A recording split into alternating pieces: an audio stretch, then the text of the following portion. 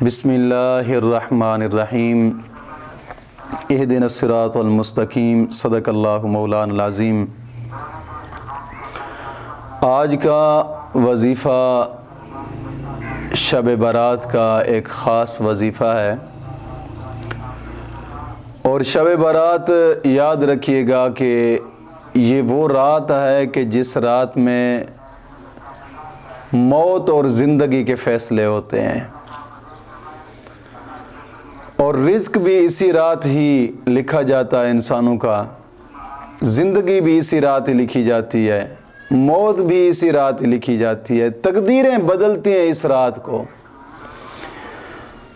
تو میں نے چاہا کہ اس رات اپنے سننے والوں کو ایک خاص وظیفہ دیا جائے، اور بڑا ہی مجرب بزرگ علماء کا آزمایا ہوا وظیفہ ہے، اور بڑا ہی اہم وظیفہ ہے۔ اور دوستوں کی نظر کرنا ہے، دوستو یاد رکھیے گا کہ اس رات توبہ کریں، نوافل زیادہ سے زیادہ پڑھیں، گناہوں سے توبہ کریں، نماز کی پابندی کیا کریں، اور ہر نماز کے بعد 11 مرتبہ کلمہ طیبہ اور 11 مرتبہ درود پاک پڑھا کریں، اور کوشش کریں کہ اس رات رو اور گڑ گڑا کر اپنے رب کی بارگاہ میں توبہ کریں گناہوں سے۔ انشاءاللہ العزیز مشکلات اس سے بھی حل ہو جائیں گی۔ اور جو آج کی رات کا وظیفہ ہے، شب برات 15 شعبان کی رات کا وظیفہ، وہ یہ ہے کہ آپ نے 14 رکعت نماز نفل پڑھنے ہیں۔ یاد رکھیے گا، نفل میں ہر رکعت کے اندر ایک الگ سورت پڑھیں، سورت فاتحہ کے بعد 14 رکعت نماز نفل مکمل کر کے مکمل کر کے پھر اسی جگہ پہ بیٹھ کر جہاں بیٹھے ہیں نفل پڑھے ہیں وہاں پہ سلام پھیرنے کے بعد سورت فاتحہ اور سورت اخلاص 14 مرتبہ پڑھنی ہے۔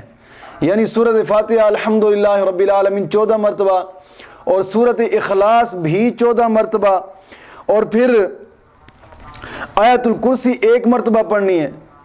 یعنی ان پڑھنے کے بعد پہلے 14 رکعت نماز نفل مکمل کرنی ہے، اس کے بعد 14 مرتبہ سورت اخلاص پڑھنی ہے، سورت فاتحہ پڑھنی ہے، پھر 14 مرتبہ سورت اخلاص پڑھنی ہے، پھر 1 مرتبہ آیت الکرسی پڑھنی ہے۔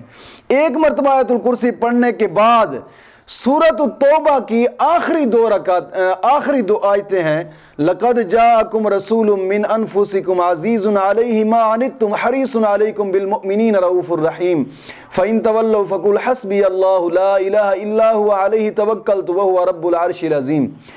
سورت توبہ کی آخری 2 آیتیں یہ بھی 1 مرتبہ پڑھنی ہے۔